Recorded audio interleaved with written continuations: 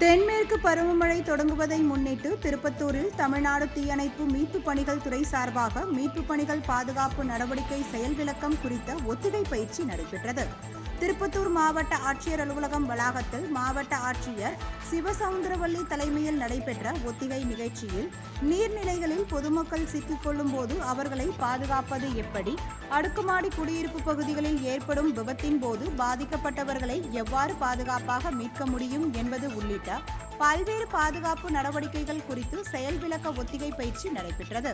இந்த நிகழ்ச்சியில் மாவட்ட வருவாய் அலுவலர் உள்ளிட்ட அரசு அலுவலர்கள் போலி ஒத்திகையில் பங்கு கொண்டு இதர அரசு அலுவலர்களுக்கு விழிப்புணர்வு ஏற்படுத்தும் வகையில் செயல்முறை விளக்க பயிற்சியில் ஈடுபட்டனர்.